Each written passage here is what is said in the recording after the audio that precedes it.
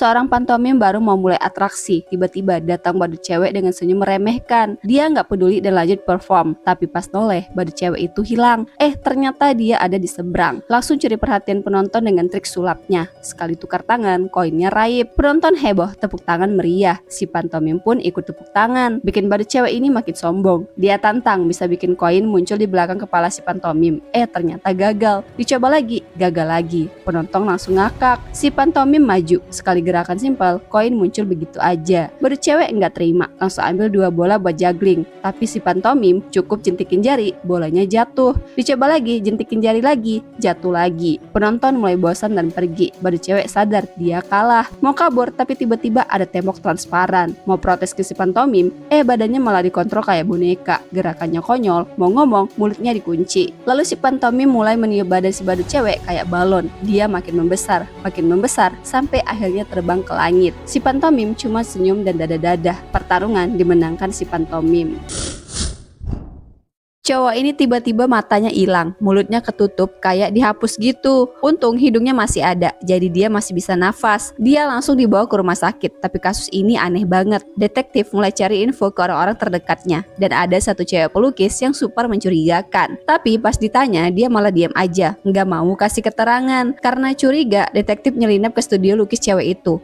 Malah nemu sketsa wajahnya sendiri. Baru disentuh dikit, tubuhnya langsung mental. Terus ada gambar vas bunga. Pas jatuh, vas aslinya juga pecah. Jadi fix cewek ini punya kekuatan ajaib. Ternyata ada orang jahat yang nyulik ayahnya dan maksa dia buat gambar ulang kota itu. Niatnya biar bisa dihancurin. Tapi cewek ini pintar. Dia malah gambar si penjahat. Dan ya, gambar itu langsung melayang, nyebur ke air. Dan detik itu juga si penjahat ngerasa tenggelam beneran. Akhirnya cewek itu bisa selamatin ayahnya. Kota aman dan cowok yang matanya hilang tadi udah digambar lagi. Balik normal dong.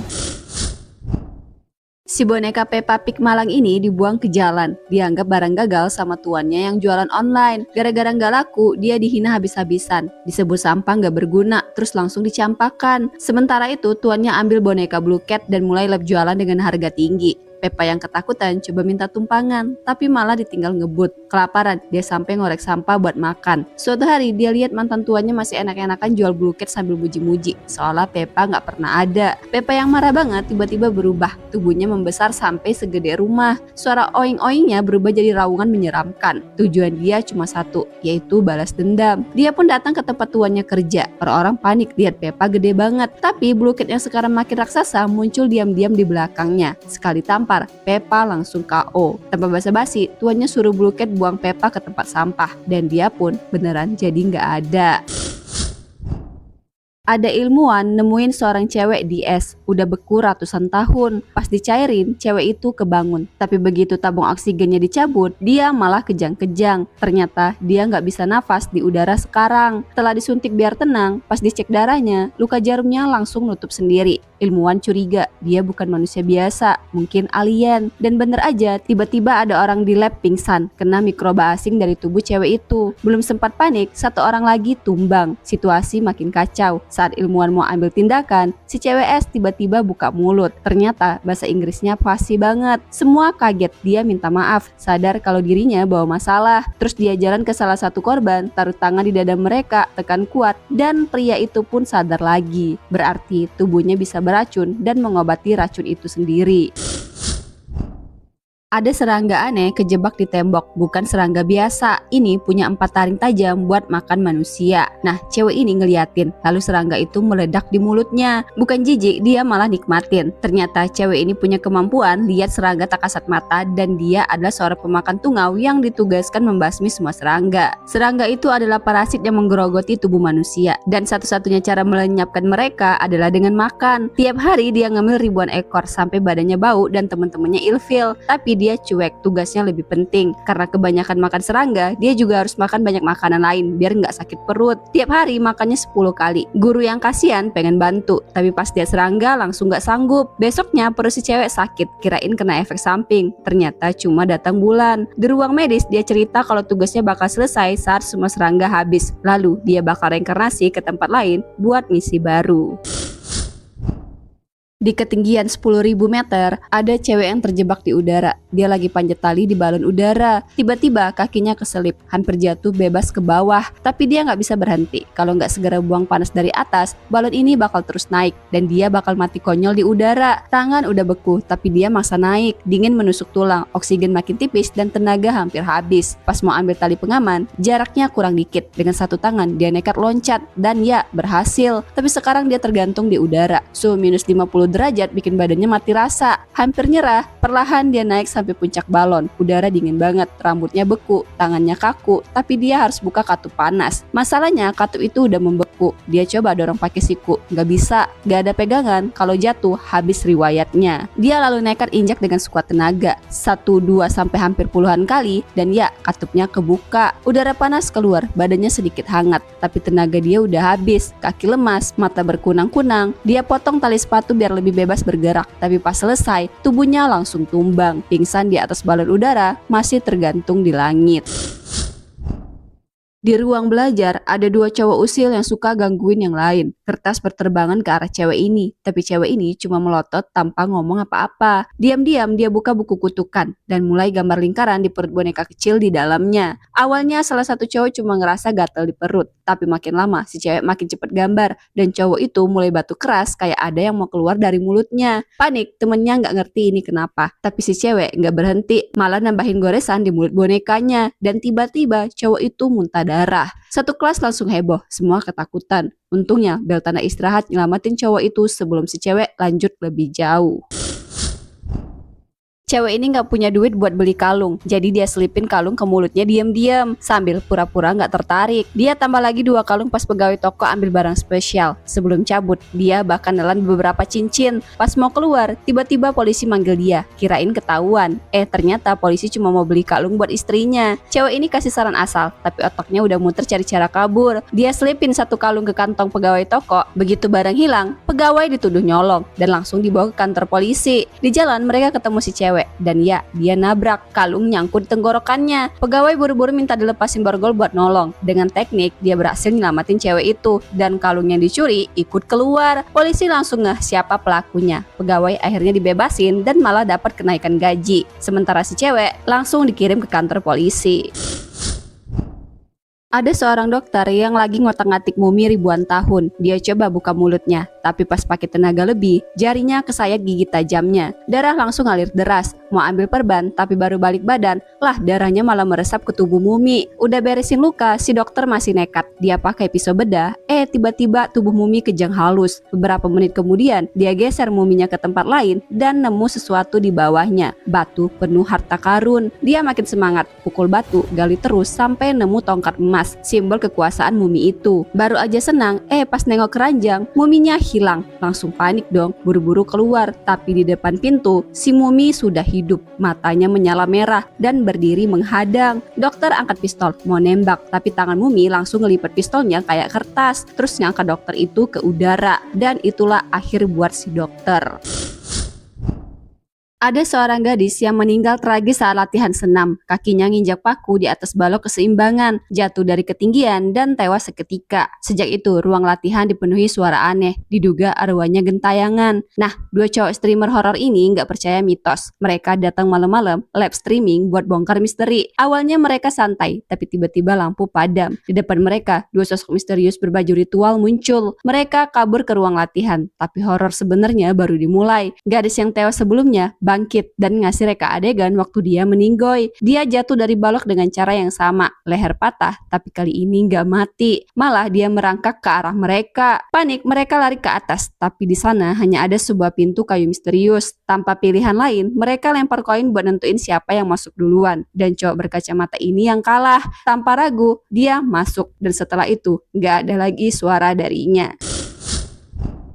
Ada sebuah desa misterius di mana warna merah dilarang muncul. Kalau sampai ada, monster bakal datang menyerang. Ada perjanjian antara kepala desa dan monster. Selama nggak ada warna merah dan warga nggak keluar desa, mereka bakal aman. Suatu hari, ada seorang pria yang nggak percaya mitos itu keluar dari desa dan ngelihat bunga merah. Terus dia metiknya buat dikasih ke seorang janda. Malamnya, desa diserang monster merah itu. Warga buru-buru berlindung. Tapi besok paginya, mereka nemuin tanda merah di pintu rumah masing-masing. Tanda kalau monster bakal kembali. kembali. Kepala desa menyelidiki penyebabnya dan si pria akhirnya ngaku. Tapi kepala desa bukannya marah, malah nyuruh warga nyiapin persembahan buat monster biar nggak nyerang lagi. Tapi malam berikutnya kejadian aneh tetap terjadi. Semua hewan di desa itu mati dalam semalam. Seorang bocil cewek suka banget makan biskuit. Biar nggak kebanyakan, ibunya ganti tempat biskuit jadi bentuk badut dan bilang ke anaknya kalau dia nyolong biskuit ini, badut ini bakal nyamperin malam-malam. Si bocil cewek kaget tapi malah nonton film horor. Pas ibunya lagi nelpon di luar, dia diam-diam ambil biskuit. Anehnya, mata badutnya kayak ngeliatin dia terus. Malamnya dia nonton TV sendirian dan kaget lihat tempat biskuit itu ada di layar. Panik dia panggil ibunya, tapi nggak ada yang jawab. Dia pergi ke kamar ibunya, lihat kain merah. Dikira prank, langsung dibuka, ternyata bikin kaget. Untungnya cuma mimpi, tapi sejak itu dia jadi aneh. Semua bonekanya dicoret-coret jadi badut. Bahkan dia gambar foto mamanya jadi badut juga. Malamnya setelah bilang selamat tidur, dia masuk selimut, nyalain senter, dan ternyata dia berubah karena badut itu sekarang udah jadi temennya guys. Serem banget ya. Wanita ini excited banget nunggu launching parfumnya besok, tapi nggak nyadar kalau ada puluhan ribu lebah pembunuh bertengger di atap. Begitu dia nyemprot parfum bunga ke udara, lebah-lebah langsung ngamuk. Cewek yang pakai parfum jadi target utama, lari panik terus loncat ke kolam buat nyelam. Tapi tiap naik buat nafas, lebah-lebah masih nyerang. Orang-orang udah kabur ke dalam. Tuan rumah buru-buru nelpon bantuan. Cewek itu pakai selang kecil buat nafas, tapi lebah mulai masuk ke situ juga. Waktu makin tipis. Salah satu tamu kepikiran ide, dia nyemprot 2 botol parfum ke badannya terus lari keluar secepat mungkin dan ya lebah-lebah langsung ngejar dia. Cewek itu berhasil diselamatkan, tapi masalahnya belum selesai. Racun lebah udah menyebar ke seluruh tubuhnya. Harus cabut semua sengat dalam sekali tarik. Mereka pakai lakban buat ngelepas semua sekaligus. Setelah perjuangan panjang, nyawanya akhirnya selamat.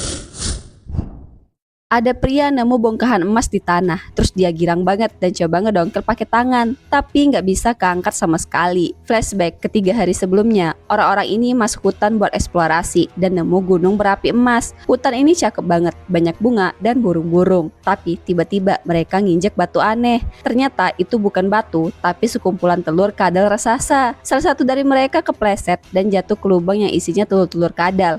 Pas bayi kadalnya menetas, pria ini langsung kabur ketakutan. Masalahnya si ibu kadal ngamuk dong, langsung berdiri setinggi 1 meter dan ngejar mereka. Mereka lari ngumpet di balik pohon, tapi tetap ketahuan. Ada yang coba ngelawan pakai kayu, tapi kulit kadalnya keras kayak armor. Untung ada kakek-kakek random yang tiba-tiba nyelamatin mereka. Si kakek bilang kalau mereka mau dapat harta karun harus masuk lebih dalam ke hutan. Keesokan harinya, pas lagi nyebrang sungai, tiba-tiba langit ada hujan emas. Itulah kenapa dia ketemu emas tadi. Ini serem banget, tengah malam ada badut misterius yang suka tampil di depan orang. Tapi kalau nggak ada yang tepuk tangan, mereka semua bakal hilang selamanya. Nah, 2 badut ini lagi nonton pertunjukannya. Satu kagum banget, satunya cuek. Pas mau pergi, si badut misterius tantang duel. Tapi tiba-tiba salah satu dari mereka lihat sesuatu. Mata badut itu kosong, langsung kabur ketakutan. Sementara itu, ada cewek yang tergoda sama pertunjukan si badut. Dia ninggalin pacarnya buat deketin si badut. Pacarnya curiga, tapi cewek ini malah senang. Badut kasih dia permen dan dia hampir pulang bareng. Untung pacarnya nyegah, tapi si badut belum selesai. Dia sulap seutas tali jadi utuh lagi. Dan tiba-tiba kaki pacarnya si cewek terikat rapat. Lebih seremnya, si cewek sekarang pakai topeng emas kayak orang lain. Badut naruh labu di kepala pacarnya, lalu lempar pisau pas di tengah. Dan yang bikin merinding, badut nyuruh si cewek lempar pisau juga ke arah pacarnya. Dia natap pacarnya, dan akhirnya pisau pun melayang ke arah pacarnya. Udah tahu kan nasib pacarnya gimana? Ada seorang wanita yang ditemukan dalam es, udah beku ratusan tahun. Ilmuwan pakai 8 kompor elektromagnetik buat mencairin dia. Berjam-jam nunggu, akhirnya mukanya mulai kelihatan dan dia cantik banget. Pas disorot pakai senter, tiba-tiba pupil matanya gerak. Otaknya juga masih aktif kayak manusia biasa. Mereka langsung gaspol naikin suhu biar esnya cepat lumer. Pas udah cair total, suhu tubuhnya malah nyampe 80 derajat. Tim medis panik, buru-buru kasih oksigen, masukin alat medis ke mulutnya, dan cek jantungnya yang ngebut 30 kali per detik. Tapi tetap aja nggak sadar. Pas ilmuwan mau kasih kejutan listrik, tiba-tiba matanya berkedip, nandain dia ternyata masih hidup. Baru pindah 2 hari, tapi lingkungan rumah cewek ini aneh banget. Tetangganya selalu pakai masker gas, terus orang tuanya sendiri juga cuek parah, dan makannya di meja juga nggak jelas. Dia kesel, tapi pas malamnya, cewek ini nemu pintu kecil di rumah. Pas dibuka, ada terowongan misterius. Dengan nekat, dia masuk, dan kaget rumah di ujungnya persis sama kayak rumahnya. Bedanya orang tua di sana lebih baik, lebih perhatian, dan selalu masakin makanan enak. Tapi ada satu hal yang bikin merinding, mata mereka bukan mata biasa, melainkan kancing hitam. Awalnya si cewek betah, tapi pas bangun semuanya hilang. Dia mau balik ke dunia nyata, tapi pintu kecil yang dia masukin sebelumnya itu berubah jadi tembok. Nunggu malam, dia coba masuk lagi, tapi kali ini ibunya yang bermata kancing ini malah bilang sesuatu yang bikin darahnya beku. Kalau dia mau tinggal di sini selamanya, mata dia harus diganti jadi kancing. Dengar itu dia takut dong dan segera kabur.